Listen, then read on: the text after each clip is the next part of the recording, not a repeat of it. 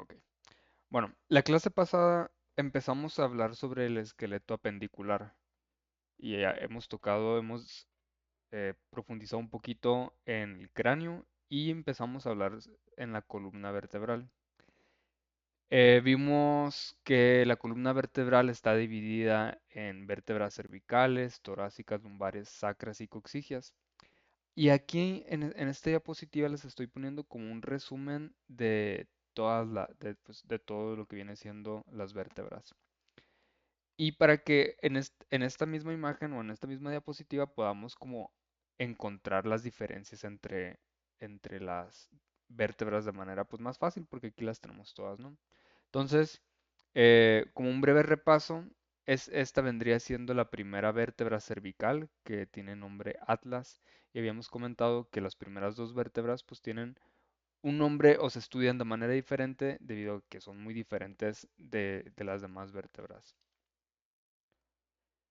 Este de aquí, bueno, su característica era de que pues no tiene un cuerpo, no tiene el cuerpo de la vértebra. Acuérdense que el cuerpo de la vértebra sería como este espacio aquí, este de aquí. Tiene como dos procesos laterales o procesos transversos y tiene estos cuatro forámenes o dos forámenes en cada lado de cada proceso.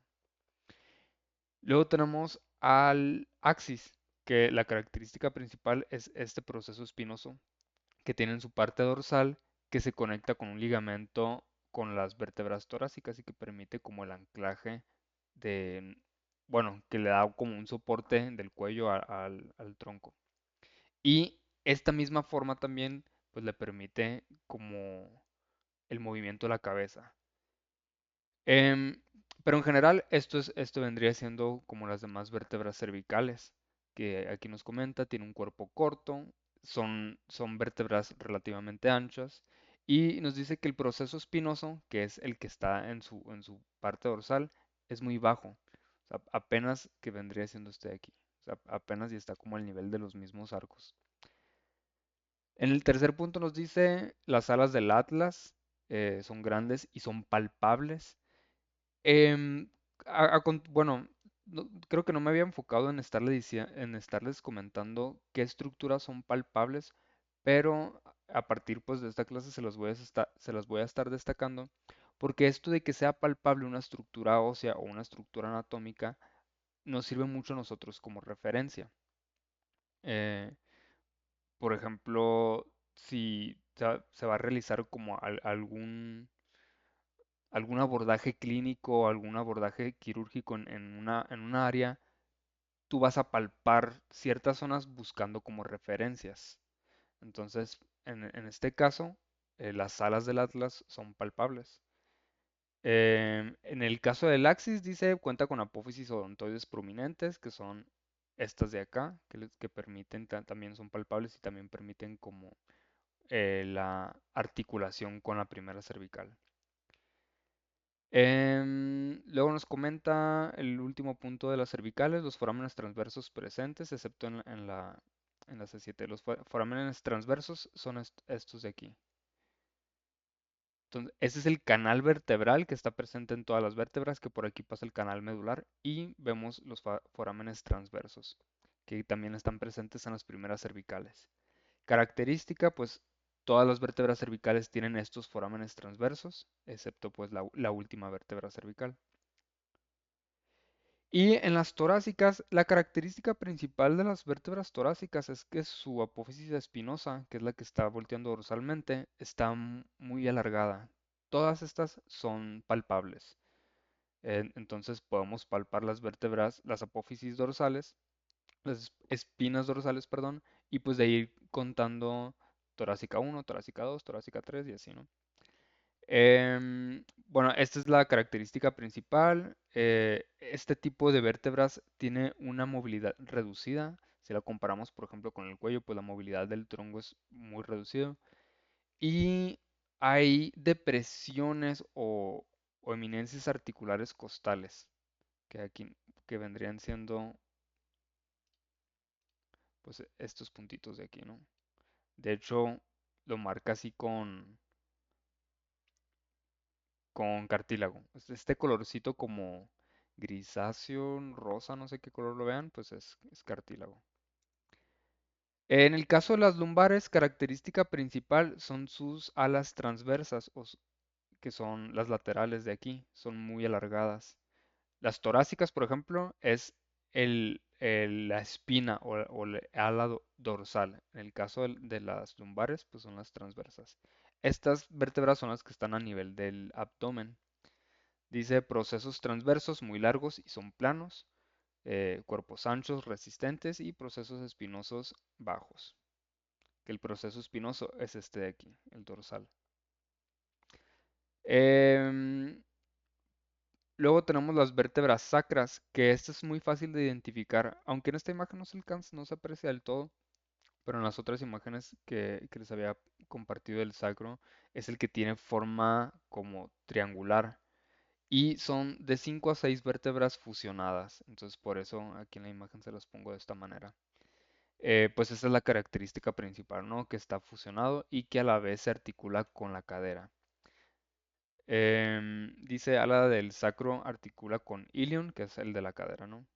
Entonces, estas partes, los procesos transversos que están unidos entre ellas, se terminan uniendo pues con la pelvis, específicamente con el área del ilion.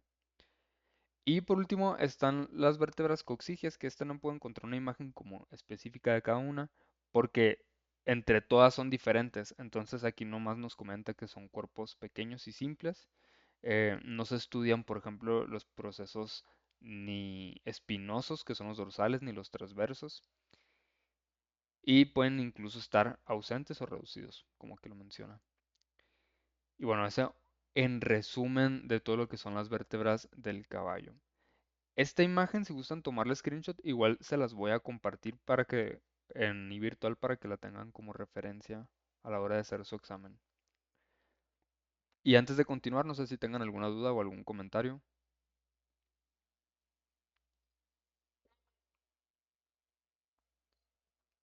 Ok. Aquí nomás en las vértebras torácicas se me pasó ponerles de que los procesos dorsales, los procesos espinales, que tiene varios sinónimos, por eso lo estoy cambiando de nombre, em, van reduciéndose conforme vamos pasando hacia las vértebras más caudales. Entonces, es como, forman como un triangulito, por así decirlo. Y de hecho, ya en las vértebras lumbares, pues ya vemos que estos procesos espinales empiezan como a mantener su tamaño. Bueno, em, continuando con el esqueleto axial, parte del esqueleto axial también es el tórax, desde sus vértebras torácicas, las costillas y el esternón. Entonces, como ya se explicaron las vértebras torácicas, miren, pues aquí se alcanza a ver cómo los procesos espinosos van reduciéndose de tamaño. Bueno, entonces aquí en estas diapositivas pues me voy a enfocar en las otras áreas del tórax que no hemos visto, que básicamente son las costillas, el esternón, y por la facilidad de que ya estamos viendo todo esto aquí en conjunto, pues vamos a hablar sobre las articulaciones de las costillas con el esternón. Em, no he hablado de articulaciones porque eso es la siguiente unidad, pero pues aquí sí lo voy a comentar. Y bueno, entonces el tórax compuesto por vértebras torácicas que se encuentran dorsalmente, las costillas que los vamos a encontrar en las áreas laterales y el esternón en el área ventral. En conjunto forman lo que viene siendo la caja torácica, que aquí pues vamos a encontrar los pulmones y el corazón principalmente. Dice, se encuentran en tensión gracias a la musculatura circundante. O sea que básicamente mantienen su integridad principalmente por los músculos que se encuentran en esta área. Luego dice, el tórax de los mamíferos domésticos, tiene una forma como de cono truncado. Vamos a ver que está más ancha del área craneal y conforme se avanza hacia el área caudal, pues se va reduciendo. De ahí que sea como cono truncado. Comprimido lateralmente, con su vértice apuntando cranealmente y su base caudalmente. Bueno, creo que lo expliqué al revés. O sea, lo más ancho sería como la parte caudal y lo más angosto sería la parte craneal. Y pues va a poseer dos aberturas, abertura craneal y abertura caudal. ¿Dudas con esto?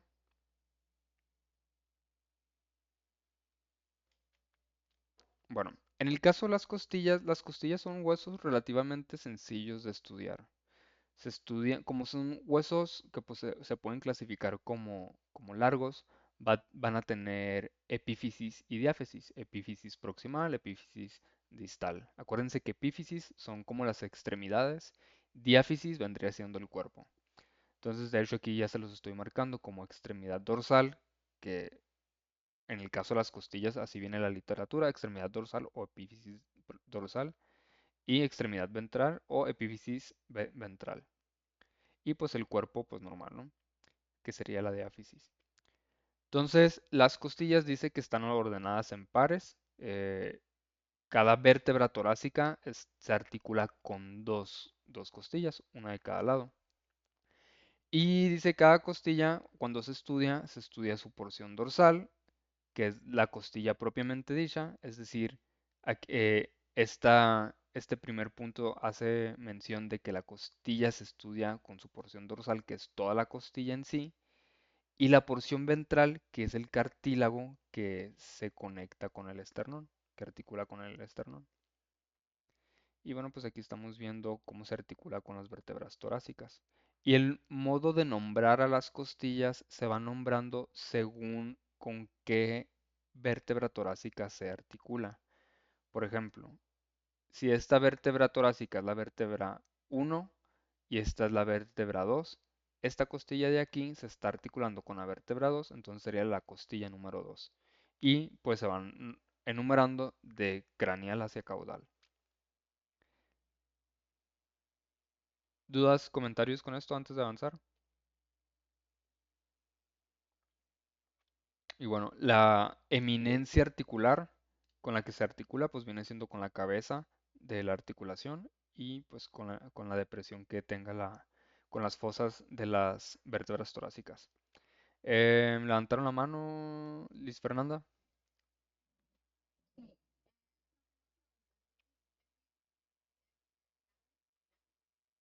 Ujú, de nada. Sí, aquí no recuerdo si les iba a comentar algo más. Pero bueno, no creo que era todo. Bueno, dentro de las costillas se clasifican de cierta forma. Tenemos las costillas que se clasifican como esternales o costillas verdaderas y costillas aesternales o costillas falsas. Y faltan unas, pero ahorita se las voy a comentar. Las esternales porque articulan directamente con el esternón y aesternales porque no articulan directamente con el esternón, tal cual. Y las que ahorita les voy a platicar son las flotantes, que no articulan ni directa ni indirectamente, o sea, quedan flotantes. Em, cuando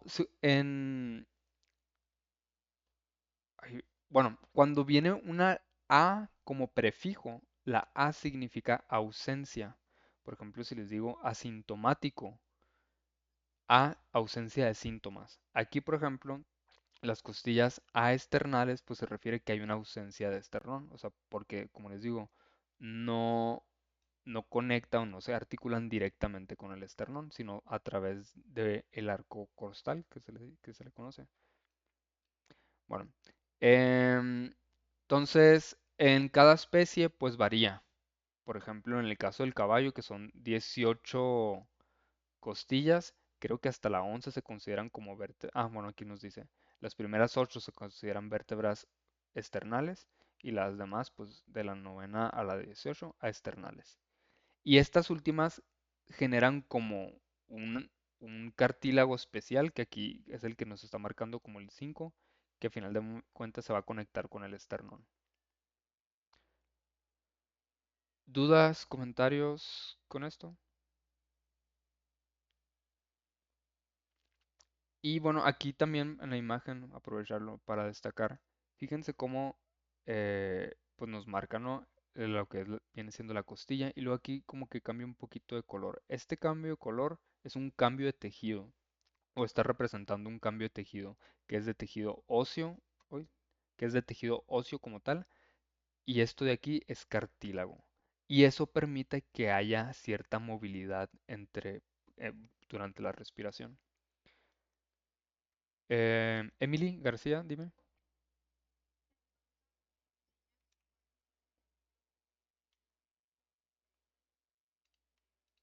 Ujú.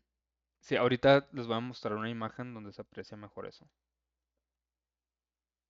Pero sí. Ah, bueno, aquí se las coloreé, no me acordaba. Se las coloreé de que las costillas eh, verdaderas, que si le doy un poquito de zoom, pues se alcanza a ver cómo el cartílago se une directamente con el esternón y las demás costillas se unen entre ellas y se genera como este arco costal que se le conoce y ese arco costal es el que se une al esternón. Bueno, fíjense, aquí es donde les digo que se puede apreciar. Este sería el arco costal, el que está marcando como el número 6. Entonces, bueno, es la misma información, es la misma diapositiva, simplemente que cambió la imagen. Em, También al esternón, a cada sección se le conoce como, ay, es vértebra, se me va la palabra. Tres, esternebra. O sea, en sí el esternón es un hueso, pero como si se fijan, pareciera como si fueran vértebras desde una vista dorsal, pero si lo vemos de una vista lateral, pues vemos que es como un solo hueso, pero como que si estuviera dividido. Y pues estas divisiones están dadas gracias a las articulaciones con los cartílagos. Entonces, a estas estructuras, a cada una estructura se le conoce como esternebra, como una combinación de la palabra esternón y vértebra, y, y ya no. Pero pues esta imagen era más que nada para que apreciaran las costillas verdaderas y las costillas aesternales o falsas. Me levantaron la mano o comentaron, profe, me voy a salir por ahorita, vuelvo a entrar. Está bien, Ellen, que está bien. Bueno, sonó bien cortante, ¿no? Pero sí, sí, está bien, no hay problema. Adelante. Bueno, ¿dudas con lo que son las costillas hasta ahorita?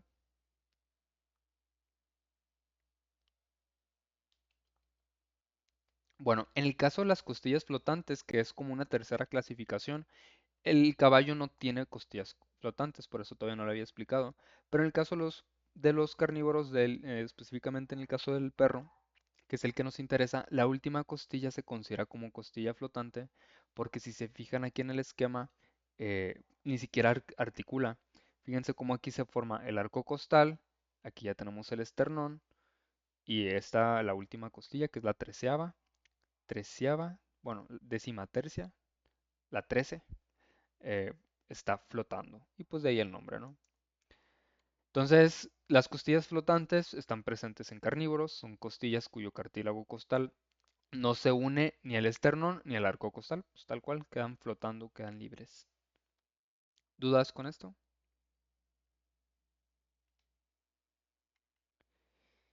Y bueno, por último, para terminar de hablar con el esqueleto axial, tenemos al esternón. El esternón, para su estudio anatómico, se divide en tres partes. Manubrio, que es la parte más craneal, y este es importante porque también es palpable. Entonces, si tocan como la base del cuello, pues lo pueden sentir. Y por ejemplo, sirve como de referencia cuando ocupen sacar sangre, por ejemplo, de la yugular, tienen que ubicar el manubrio del esternón y pues dirigirse un poquito lateral craneal y van a sentir como una depresión ahí. Hacen presión y digamos que tapan, tapan la vena y la sangre se empieza a acumular y se empieza como a inflamar. Y es más fácil ubicar, por ejemplo, la, la vena. Em, entonces, un ejemplo más de por qué la importancia de ubicar como puntos muy específicos dentro de la anatomía. Entonces, el manubrio del esternón, pues es la parte más craneal, aquí está ubicada con el número uno y pues sobresale, ¿no? Luego tenemos el cuerpo del esternón, que está formado por las mismas esternebras que ahorita les comentaba. También puede ser palpable, pero aquí no podemos diferenciar entre si estoy tocando la esternebra uno, la 2, la 3. En ese sentido no es palpable, pero el cuerpo del esternón como tal sí se puede sentir. Em, Característica del cuerpo del esternón, presenta las depresiones dorsolaterales, donde se unen los cartílagos costales. Costal, pues viene de costilla, ¿no? Entonces son cartílagos que se forman de las costillas. Y por último, en el área más craneal, perdón, en el área más caudal del esternón tenemos al cartílago sifoides y también es palpable. Importancia de aquí es, se puede palpar para ubicar la línea alba. Entonces, en algunas cirugías, la línea alba es una zona en el abdomen que no tiene irrigación, es decir, no pasan vasos sanguíneos. Entonces, tú puedes hacer incisiones ahí, es decir, puedes cortar con el bisturí por ahí y pues se supone que no va a haber sangrado ni nada. Entonces, algunas abordajes quirúrgicos al abdomen se pueden hacer por ahí, por ejemplo. Entonces, para ubicarlo, pues ubicas el cartílago sifoides. Levantar la mano. Dime, pregunta.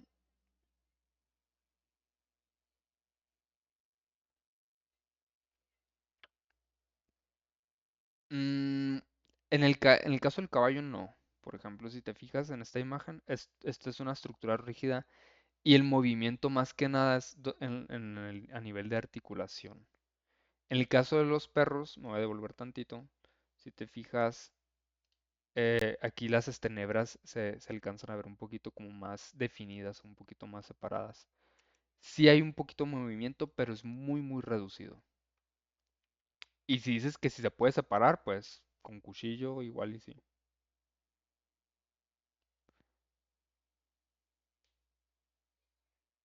Ok, de nada.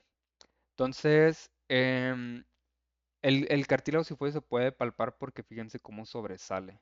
Entonces, digamos que por aquí va la piel, digamos, pegadita, y aquí se alcanza a sentir como un punto ahí, no sé cómo explicarlo.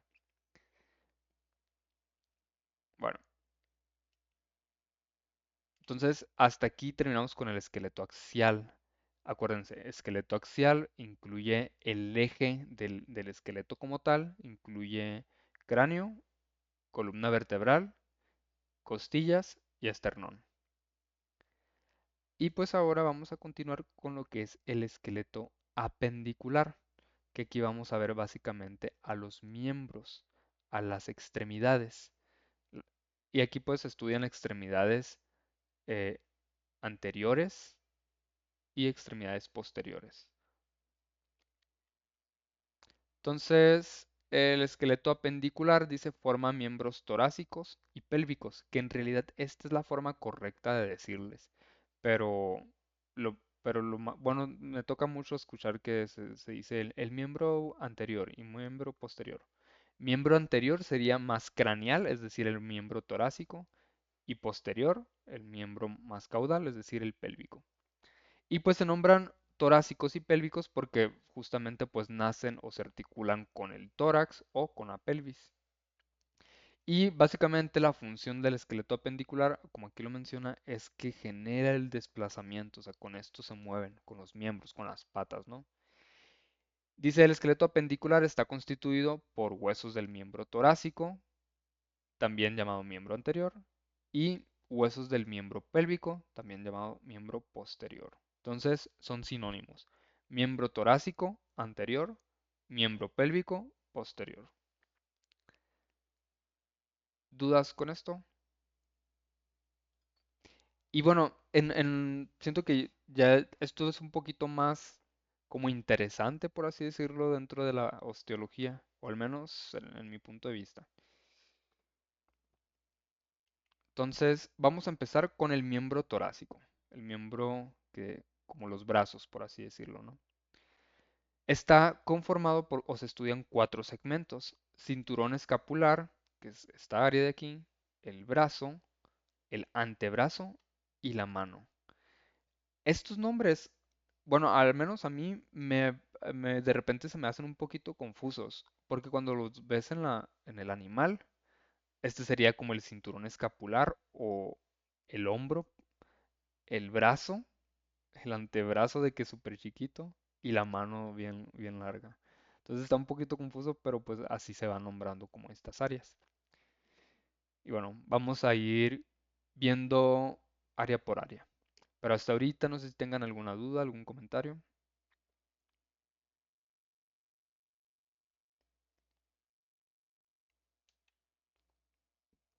Ok, bueno, cada región está conformada por diferentes tipos de huesos. Entonces en esta tabla ya se alcanza como a apreciar lo que vamos a ir viendo a continuación.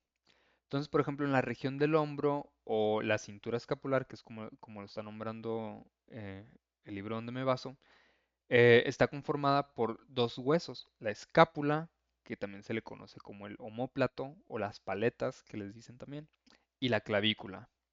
En el caso del brazo tenemos al húmero, en el caso del antebrazo el radio y la ulna, o también nombrado cúbito, y en el caso de la mano son varios huesos. Tenemos a los carpos, metacarpos y las falanges, que aquí lo mencionan como dedos. Vamos viendo uno por uno. Y pues de este lado pues está el miembro pélvico. Bueno, antes de continuar, si se fijan como en esta imagen, los miembros torácicos en los animales domésticos no están articulados directamente con otro hueso. Todos los huesos se articulan con otros huesos. Bueno, no todos, pero los que hemos estado viendo sí. Todos los huesos se articulan junto con otros huesos. En el caso de los miembros torácicos se unen, por así decirlo, con el tórax a través de puros músculos. Y pues eso les permite como tener más movimiento en estos hombros. O limitar el movimiento, mejor dicho. Em, Porque pues, no pueden de que girar todo el brazo como nosotros, por ejemplo. Y eso es porque carecen de clavículas. O sea, al no tener clavículas, pues digamos que limita hasta cierto punto su, su movimiento, porque pues la articulación se da a través de los músculos. En el caso de los primates, como nosotros, pues tenemos las clavículas y pues podemos mover los brazos mucho más fácil o en varias direcciones. Entonces, en el cinturón escapular, en los animales domésticos, pues nomás se estudia la escápula, porque como ni los gatos, ni los perros, ni los cerdos, ni los caballos, ni los bovinos tienen clavícula, pues no se estudia, ¿no? Entonces vamos a estudiar en el cinturón escapular la pura escápula, que son las paletas, la paleta, que le dicen sinónimo omóplato, que aquí se los debía haber puesto. Se los puse en diapositivas anteriores, pero pues aquí de una vez. Entonces, sinónimo omóplato. Pero la verdad, casi no veo que lo comenten como omóplato. Creo que eso es más de anatomía humana. Pero bueno, este es un hueso plano. Dentro de las clasificaciones de los huesos es un hueso plano, es par, uno de cada miembro. Y pues forma parte del cinturón escapular, único hueso en el caso de los caballos.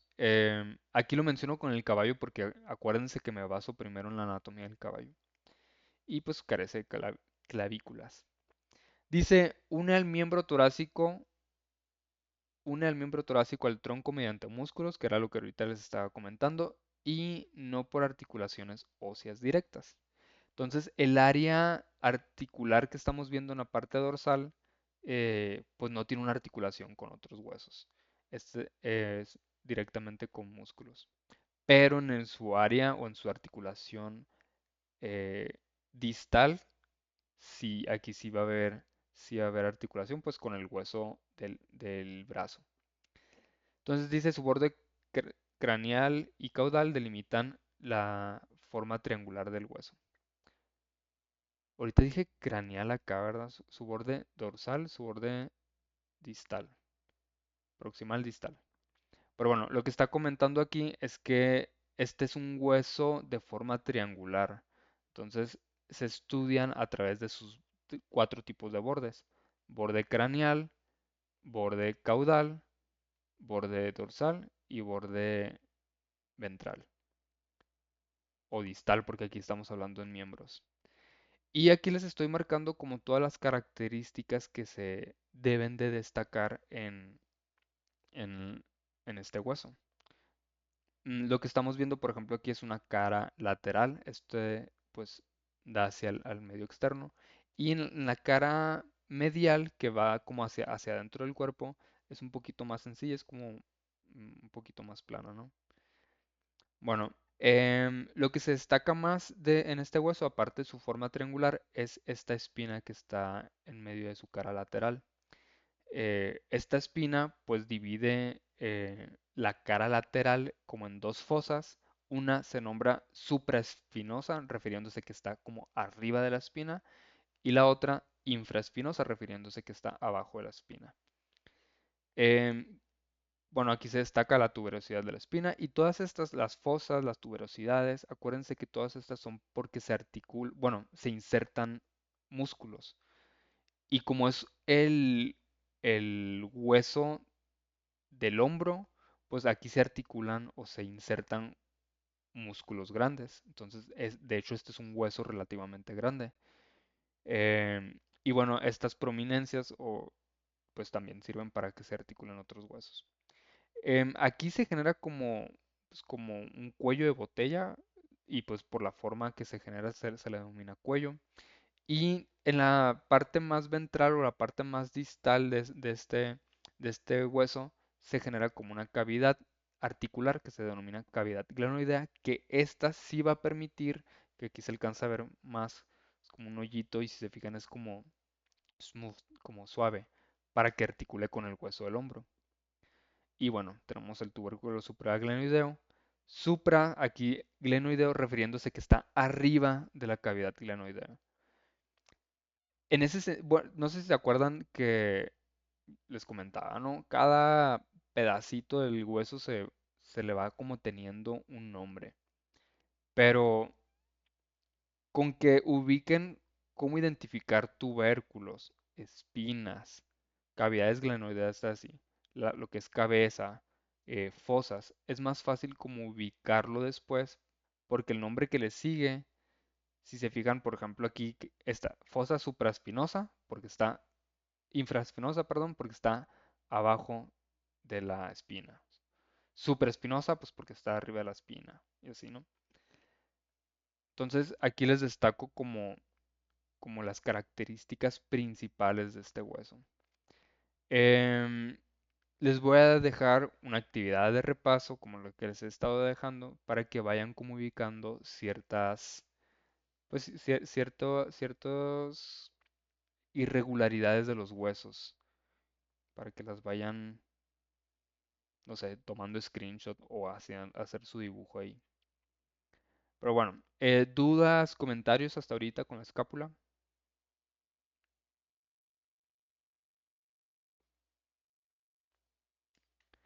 Bueno, en cuanto a la diferencia de especies, pues cambia, por ejemplo, en el grosor. Si se fijan en el caso de los cerdos que tienen hombros muy anchos, porque sus miembros son como más acortados, pues están más grandes.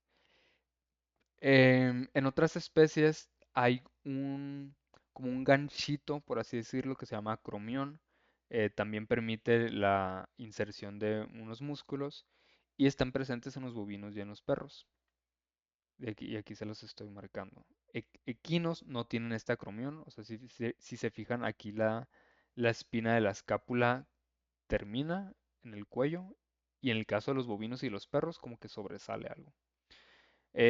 Otra diferencia importante, por ejemplo, en el caso de los cerdos, fíjense cómo la espina sobresale bastante. Igual porque en el caso de los músculos que se insertan en estas áreas, son como más gruesos. Entonces el hueso como que evoluciona también para adaptarse a eso. Aquí les destaco como las principales diferencias. Gran cartílago escapular sin acromión, en el caso de los equinos. En el caso de los rumiantes, cartílago escapular grande, aunque en esta imagen no permite visualizar el cartílago, estamos viendo puro hueso sin cartílago. Pero en el caso de los rumiantes, pues aquí lo comenta, el cartílago escapular está más grande y pues sí vamos a encontrar el acromión. En el caso de los carnívoros, la escápula no tiene tanto esta forma triangular como se alcanza a apreciar en las demás, se ve un poquito más rectangular y pues acromión bien desarrollado. ¿Dudas, comentarios con esto?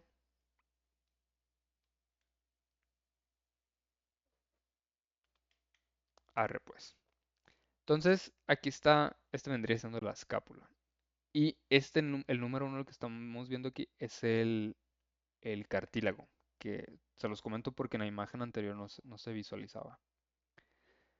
Bueno, luego vamos con el brazo. En el caso del área del brazo está constituido por un solo hueso, que es el húmero. Es el hueso más, bueno, iba a decir el más grande del brazo, pero no, termina siendo este de aquí. En el caso de los caballos y de los otros animales, el húmero es relativamente corto, porque en los humanos sí es el más grande, pues por eso se me fue como el rollo. Em, Se clasifica como un hueso largo, es un hueso par, está relacionado dorsalmente con la escápula, ventralmente con dos huesos que se llaman radio y ulna.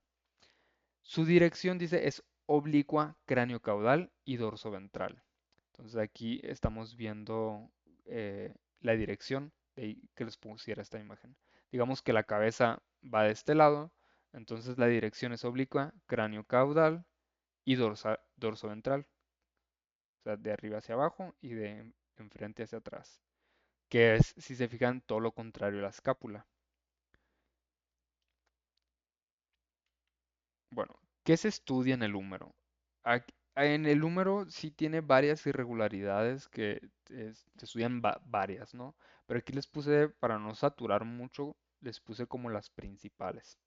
Entonces la principal, por ejemplo, ahorita que me interesa, es la cabeza, que esta se articula con la cavidad glenoidea del, de la escápula. Es decir, esta área encaja en esta de aquí. Bueno, es un hueso largo, par, forma el segmento braquial o el segmento del brazo, por así decirlo, del miembro torácico. Y pues vamos a ver que articula dorsalmente con la escápula y esa articulación se nombra escapulohumeral. Y ventralmente o distalmente, porque estamos en miembros, con radio y ulna. Y a este se le conoce como articulación del codo. ¿Comentaron algo? Profe, ¿cómo identifico si un hueso es par o impar? Em, por ejemplo, los del cráneo, los que están como en la parte de... Es que es estudiar eso. Pero por ejemplo, en el húmero, pues hay dos, del brazo izquierdo y del brazo derecho. En el caso, por ejemplo, de las vértebras, no se consideran pares porque haz de cuenta que no hay, tenemos la vértebra torácica uno, 2 y 3, pero no tenemos vértebra uno del lado izquierdo y del lado derecho. No sé si me explique. En el caso de las costillas, sí, porque tenemos la vértebra, la costilla que articula con la torácica uno, pero tenemos del lado izquierdo y del lado derecho. ¿Sí me explico? Emily, dime.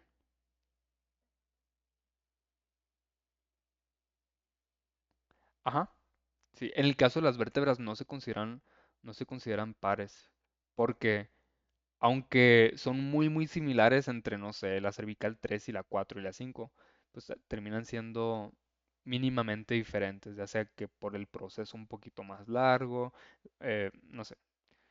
En el caso de los brazos, por ejemplo, de las manos, de las patas, sí son, sí son pares porque pues tenemos una del lado izquierdo y uno del lado derecho. Y pues deben de ser iguales entre ellos. Ok, de nada. Bueno, entonces, en, al ser un hueso largo, en el caso del húmero, qué vergüenza aquí, me faltó un acento. El caso del húmero se estudian principalmente las eminencias articulares, que es la cabeza y el cóndilo. Las demás, el tubérculo menor, el tubérculo mayor, tuberosidad deltoides, el surco parabraquial, fosa radial, bla, bla, todos estos. Bueno, la fosa radial sí, porque, y esta de aquí también, porque articulan con, o bueno, alojan un hueso, porque no lo articulan como tal. Pero las demás son eminencias o depresiones que permiten la inserción de, ya sea de músculos o de ligamentos, ¿no? Entonces, por ejemplo, esta que se llama tuberosidad deltoides, pues aquí se inserta el músculo deltoides. Pero bueno, eh, estas son las características que se estudian.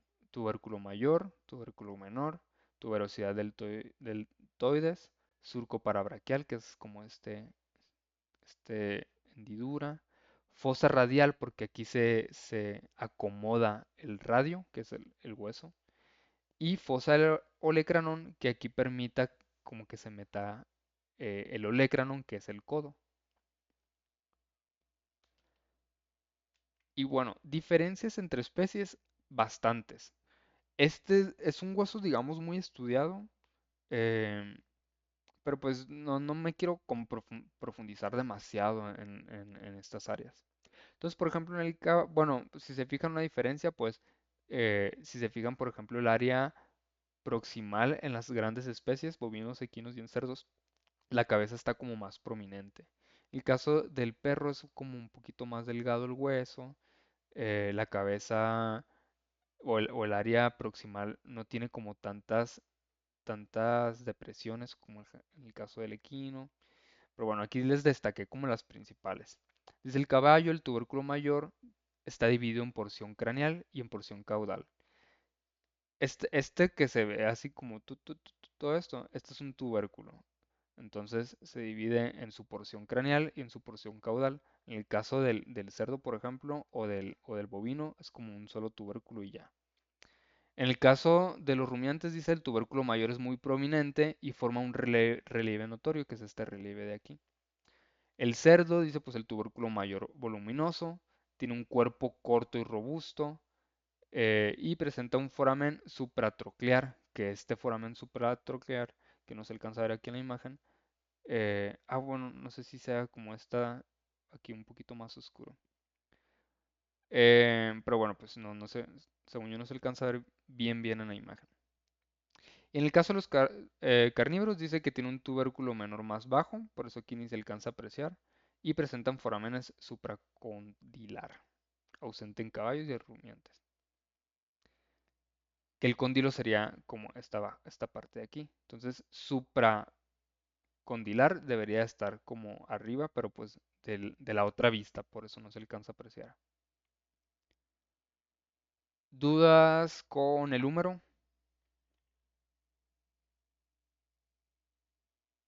Ok. Luego tenemos el área del antebrazo.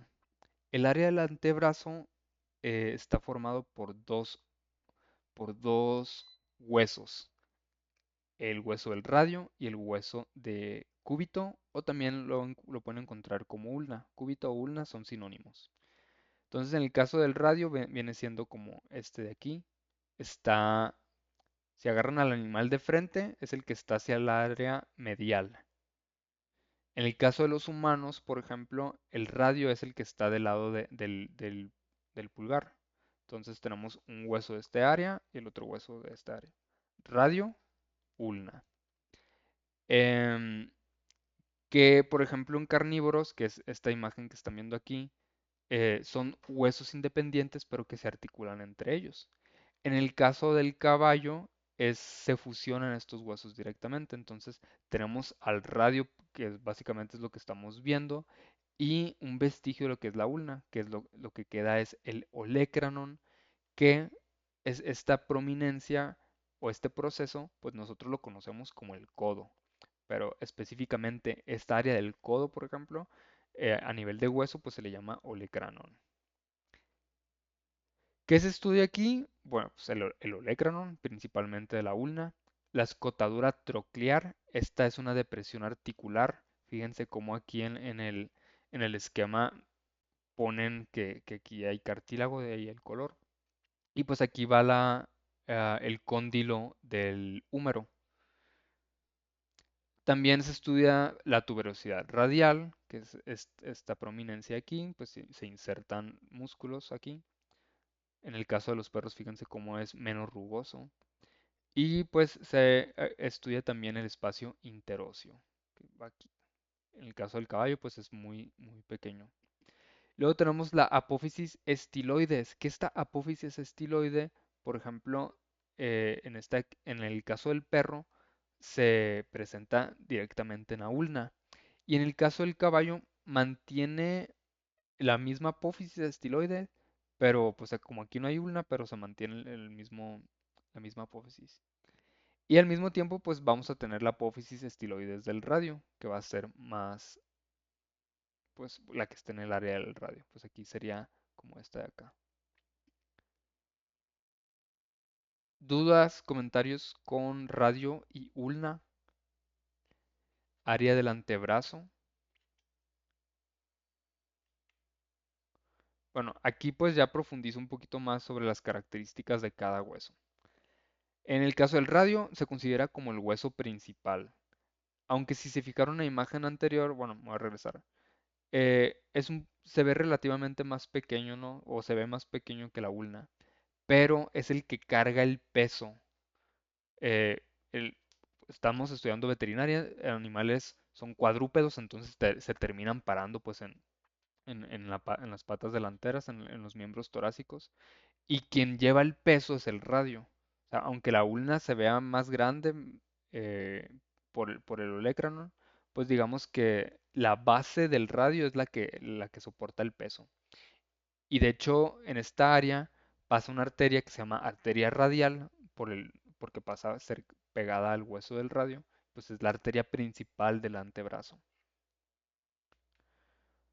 Bueno, entonces el radio, en el caballo pues es más fácil relacionar que el radio es el hueso principal del antebrazo, porque pues es lo que estamos viendo básicamente, ¿no? Dice, se ubica en posición medial respecto a la ulna. Entonces, el radio está dirigido hacia el cuerpo. O sea, sí, sí, ay, qué raro. Pero pues el radio es dirigido hacia el cuerpo y lateralmente la ulna. Digamos que el radio está hacia el medio, pues sí, ¿no? Dime, Camila.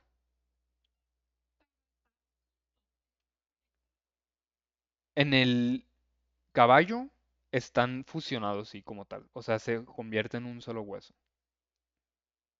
En el caso del perro y del gato, están así separados. O sea, están articulados, unidos entre ellos, pero al mismo tiempo se consideran como huesos independientes. Ajá. En el perro y el gato. En el caballo, fíjate como si es como un solo hueso, por así decirlo.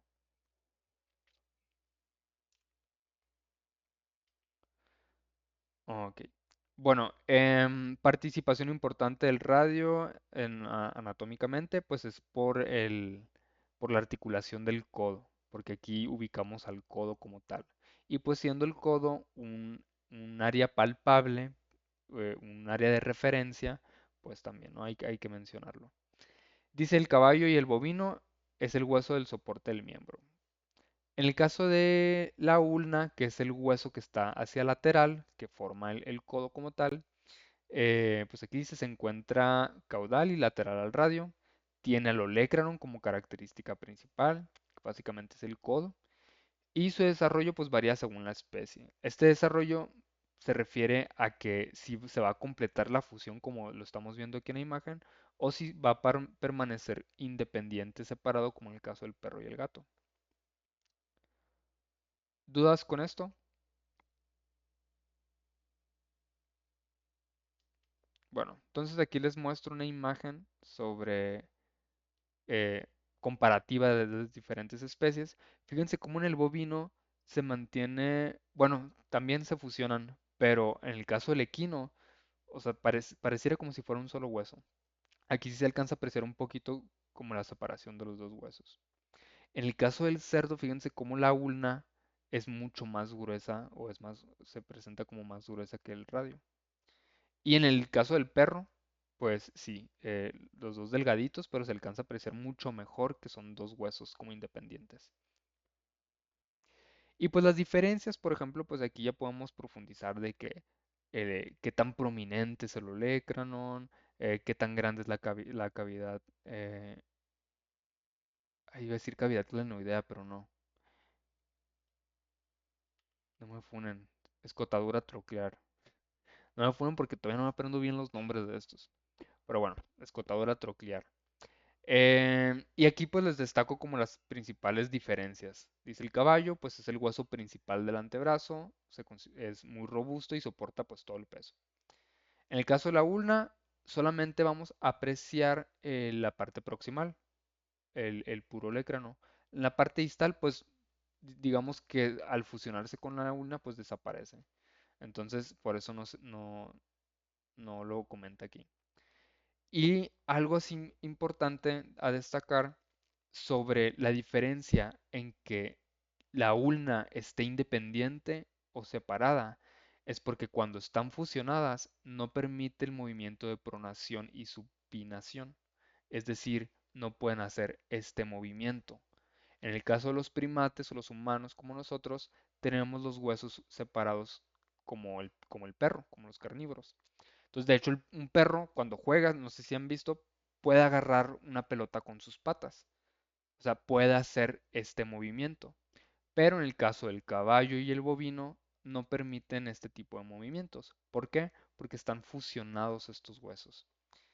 En el caso del cerdo, sí están fusionados, pero bueno, menos. Entonces aquí nos comenta que el movimiento es limitado.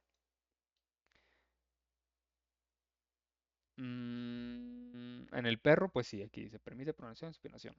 Ok. ¿Dudas, comentarios con esto? ¿Con la ulna y el radio?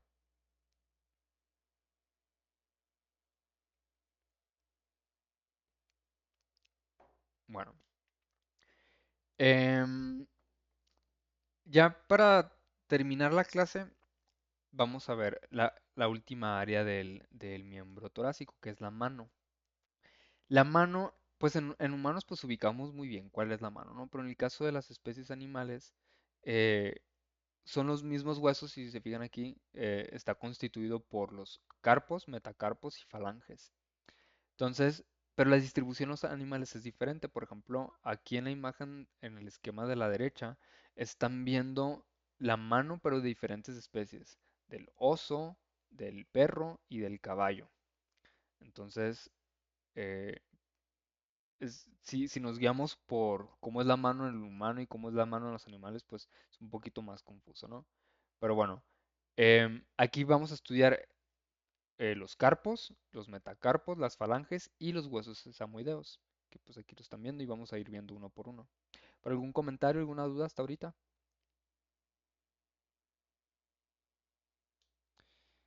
Arre pues. Primero tenemos los carpos, que se le conoce como la rodilla en los animales por el tipo de movimiento que genera. Pero en los humanos, por ejemplo, pues es la muñeca. En función principal, absorber el impacto permite cierto movimiento de flexión y extensión, pues básicamente igual que la muñeca, dar soporte al miembro y en conjunto dice, los huesos forman una masa rectangular. Los carpos se estudian como área, por así decirlo, porque generan como una masa. Em, pero pues ahorita, por ejemplo, pues sí los vamos a estudiar como individualmente. Dice, está formada por huesos cortos, la clasificación de los carpos son cortos, hay muy poquita diferencia entre altura y anchura, de ahí que sea clasificado como huesos cortos. Y bueno, más o menos cúbica, usualmente son 8, se disponen en dos filas. Entonces, si se fijan, están como en filas. Fila dorsal y fila distal. Fila proximal, perdón, y fila distal. También se le conoce como fila proximal o antebraquial, distal o metacarpiana. Y esto es por su tipo de articulación. La proximal pues va a articularse con el antebrazo, antebraquial, y la distal va a articular con los metacarpos, de ahí que se le conozca como fila metacarpiana. Em, Y cada uno de estos huesitos pues tienen nombre, ¿no? Aquí se los pongo en un esquema porque es muchísimo más fácil como estudiarlo en esquema que, que en imagen, ¿no? Por ejemplo, esta R pues representa el radio, la U el vestigio de la ulna, porque pues este es un esquema de quino. Entonces en la parte distal pues no hay ulna, ¿no? Y luego está un carpo que aquí en esta imagen no se alcanza a apreciar, pero hay un carpo que sobresale, que digamos que está como por aquí así, sobresale, que se le conoce como carpo accesorio. Y luego tenemos el I que es intermedio, se encuentra entre dos carpos, que sería este de aquí. Y luego el que está más hacia medial, cara lateral, el que está más hacia medial se le conoce como carpo radial, el que está más hacia lateral se le conoce como carpo ulnar. Y los de la fila de los metacarpos, en la fila distal, se van nombrando según los números de medial a lateral. Perdón, carpo uno, carpo 2, carpo 3, carpo 4. O primer carpo, segundo carpo, tercer carpo, cuarto carpo. Y esto es porque los metacarpos, que son los huesos que están más distal, también se enumeran así. Metacarpo uno, metacarpo 2, metacarpo 3, 4, dependiendo, ¿no?, de la especie animal. Y se va nombrando de medial a lateral. ¿Dudas, comentarios con los carpos?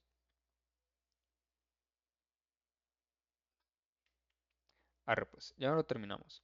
En el caso de, de las demás especies, las diferencias es, por ejemplo, el tamaño del accesorio.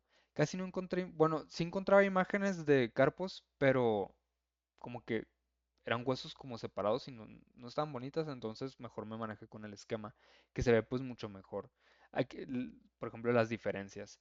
Por ejemplo, en el caso de los, serían de los carnívoros, los carpos radial e intermedio están fusionados y a los demás pues son iguales. Tienen su accesorio, su carpo ulnar, el uno, el 2, el 3 y el 4. En el caso, por ejemplo, de los equinos, fue el que estudiamos ahorita, pero característica, por ejemplo, el carpo uno está de que muy chiquitito. En el caso de los bovinos, tenemos que no tienen carpo uno y el carpo 2 y 3 están fusionados.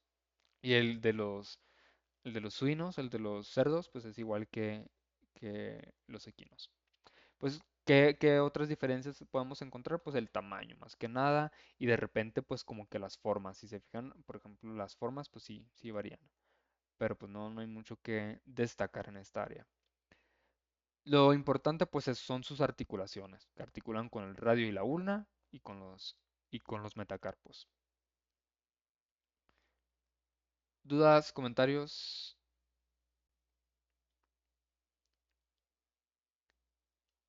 Bueno, luego tenemos los metacarpos, que en nosotros serían como los huesos de la palma. En el caso de los animales, pues no se alcanza a apreciar así como si fuera una palma. En el caso de los caballos, eh, son huesos muy largos y pareciera que es como la parte principal de la pata. Dicen el caballo son tres huesos pero se fusionan. Esta es la cara dorsal. Pues entonces aquí este sería el hueso uno y el hueso 2. Pero en la vista palmar sí se alcanza a apreciar un poquito mejor los tres huesos. Em, a estos dos huesitos se les conocen como pequeños metacarpianos y al principal, al grandote este de aquí, se le conoce como hueso de la caña o hueso cañón, he visto ahí en los libros, o el hueso metacarpiano. Características principales, como este sí es un hueso largo, pues aquí sí podemos estudiar, por ejemplo, la tuberosidad de la caña, que pues aquí se van a insertar huesos, y la tróclea de la caña, que esta área de aquí pues se va a articular con las falanges. Función de los metacarpos, soporta la transmisión del peso y el movimiento, y pues característica de los metacarpos pues va a variar según la especie. La variación básicamente se da por el número de dedos. Por ejemplo, el caballo es un monodáctilo, es decir, que tiene un solo dedo. Bidáctilo como los bovinos, que tienen como dos, pues una pezuña bífida, dos pezuñas. Y polidácticos, pues más de dos dedos, como los perros, los gatos o nosotros. Como es un hueso largo, pues aquí se va a estudiar epífisis y diáfisis. Eh, Característica, aquí la base se considera el área más proximal. Es decir, la base sería pues sí, el área pues, de arriba, que naturalmente uno piensa que la base es lo de abajo, lo distal. Pero no, en el caso de los metacarpos, la base es proximal, que articula con los carpos, que sería como la muñeca. Cabeza distal, esta sería como la cabeza, y pues el cuerpo, o diáfisis.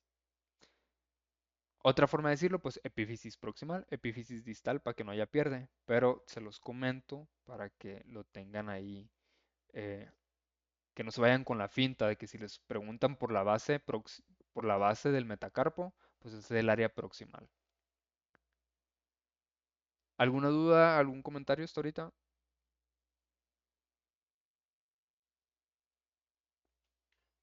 Oh,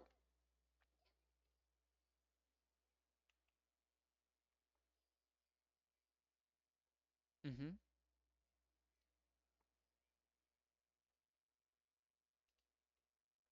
ujú. Mm, pues no, da como un poquito de soporte. Lo que pasa es que durante la evolución eh, se van como eliminando ciertas áreas que no se ocupan como tal. Por ejemplo, en sí el caballo es como si estuviera parado en un solo dedo. Entonces, estos huesos sirven para que los dedos se articulen. Por ejemplo, nosotros tenemos 5 dedos, tenemos 5 metacarpos. Pero en el caso del caballo, pues durante su evolución yo creo que perdió dedos y pues quedan como vestigios. Sí, mira, mira no de nada. Por ejemplo, el perro que tú puedes contar los 5 deditos, tiene uno, dos, tres, cuatro, cinco metacarpos. El cerdo, pues tiene dos principales y como unas pezuñitas o como un vestigio medio patitas hacia atrás, pero igual los puedes contar y pues tiene cuatro igual. En el caso del equino, pues nomás son como que los cascos, que iba a decir relativo, es lo ay, proporcional a un dedo. En el caso de de los bovinos, por ejemplo, tienen dos, pero fíjate como aquí como que se divide y pues aquí genera la articulación. Entonces el caballo predomina el metacarpo 3, que se le conoce como hueso cañón o el hueso de la caña. Está muy desarrollado y se porta todo el peso. O sea, digamos, pregunta de, de rescate que les dicen, desde que, ¿qué animal se puede parar en un solo dedo? Y me han puesto de que el elefante, pero pues el elefante tú puedes ver de que las uñitas y así, y en los huesos, pues los elefantes sí tienen varios metacarpos. Pero el caballo no, el caballo es como si estuviera parado un solo dedo, pero pues su anatomía se lo permite. Y específicamente pues se pararía como en el metacarpo 3. Y el uno y el 2 son los que están fusionados en el 3. Entonces bueno, aquí lo me comenta, el 2 y el 4 se fusionan y no llegan hacia el suelo. O sea que era como la imagen que estábamos viendo. En los bovinos dice que se fusiona el metacarpo 3 con el 4 en un solo hueso largo, que se le conoce como metacarpo grande. Posee un surco interóseo, que es este surco que estamos viendo aquí. El metacarpo 5 es rudimentario y pequeño, en esta imagen no se alcanza a apreciar. Y el metacarpo 2 es vestigial, o sea que queda como un tejido óseo por ahí volando. En el perro, pues están todos los 5, nomás que el metacarpo uno, que sería como el dedo pulgar, también es vestigial, está chiquitito ahí. Me ha tocado incluso que lo amputan porque se lo comen o lo muerden o así, ¿no? Los demás, pues los demás metacarpos, la función del metacarpo en sí es soportar el peso. En el caso de los cerdos, dice que el metacarpo 2 y el 5 son los más desarrollados, son los principales donde se soporta el peso. El 3 y el 4 son son los que se soporta el peso. Aquí yo creo que yo me equivoqué. En el 2 y el 5 son los más cortos y no alcanzan al suelo. El uno es ausente. Si me preguntan por qué no cuentan desde el uno, no sé. Me imagino que por su relación con los carpos. O sea, se van contando en relación a los carpos. ¿Dudas con los metacarpos?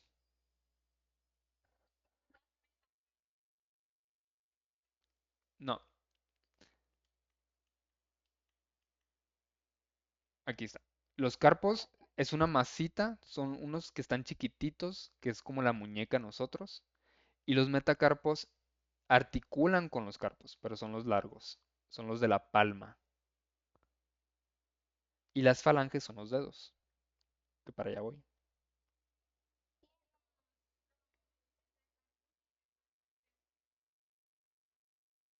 ¿Cómo que de uno? Ah, ok, sí. Sí, mira. Uno, 2, 3, 4. Y en los metacarpos, 2, 3, 4. Y el uno, pues quién sabe. Nada. Sí, miren, aquí metacarp, perdón, carpo uno articula con el metacarpo uno. Carpo 2 articula con el metacarpo 2 y así, ¿no? Carpo uno, metacarpo uno no hay, carpo 2, carpo 3, carpo 4. Carpo 2, 3, aquí el uno y el 2 pues nos lo desaparecieron y empiezan a contar metacarpo 3, 4 y 5 y así, ¿no? Entonces sí, en algunas especies se brinca el 1 por su relación con los carpos.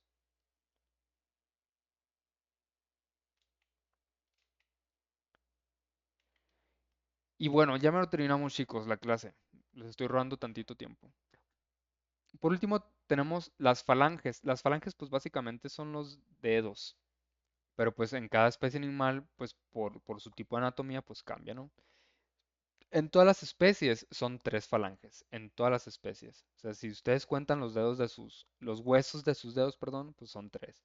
Uno, dos, tres. Entonces se les conoce como falange uno, falange 2 y falange 3, o falange proximal, falange medial y falange distal. La distal, la relevancia anatómica es que aquí porta la pezuña, la uña o la garra o el casco. Aquí estamos viendo, por ejemplo, en un carnívoro, este es un perro, este sería el metacarpo, falange uno, falange 2, falange 3 y fíjense cómo aquí ya se forma la garra. ¿Dudas con falanges? Entonces, las diferencias entre ellos, por ejemplo, pues es en su relación con los metacarpos. En el caso de los caballos, pues nomás tienen un trío por miembro. En el caso de los bovinos, cada miembro va a tener dos tríos. Por ejemplo, este es el metacarpo, 3 y 4, y pues tienen sus falange proximal, medial y distal para cada metacarpo. Igual, en el perro y el gato van a tener su falange proximal, medial y distal para cada metacarpo, para cada dedo. Igual en el cerdo, son cuatro metacarpos, cuatro, cuatro juegos de falanges. Y pues las diferencias es en la última, o bueno, la relevancia al final es la última falange, que es la que se hace la pezuña, el casco, la garra. Y otra diferencia que aprovecho es que en el caso del caballo, cada falange sí tiene su nombre. Por ejemplo, en la falange proximal se le nombra como hueso pastor. En la media se le conoce como hueso de la corona. Y el último, pues, es el hueso del casco. En las demás, si es uno, 2 y 3 o proximal, medial y distal. ¿Dudas, comentarios con esto? Arre, ahora sí, ya para terminar, que les vengo diciendo eso como hace 5 diapositivas. Tenemos a los huesos sesamoideos, que son unos huesitos miniatura, en el caso del caballo no tan miniatura, Pero estos huesitos se llaman sesamoideos porque pues, son pequeños, ¿no? De, de semilla de sésamo. Entonces, estos huesos pequeños tienen forma variable, eh, redondeada, son huesos cortos. Se desarrollan dentro de tendones y ligamentos y básicamente su función es como, aquí se modificar el ángulo de tracción. Por ejemplo, aquí, bueno, voy a poner, aquí si el ligamento en vez de venir así directamente, va a agarrar esta curvatura, igual aquí, o sea, genera como una curvatura. Y pues tenemos al sesamoideo proximal y al distal. O sea, el proximal el que esté más hacia el tronco, distal el que esté más alejado del tronco. Y algunos autores consideran al hueso de la rodilla o rótula como un hueso sesamoideo adicional. Pues ahí se los pongo. Y ya, ahora sí, hasta aquí la clase de hoy. ¿Dudas, quejas, sugerencias?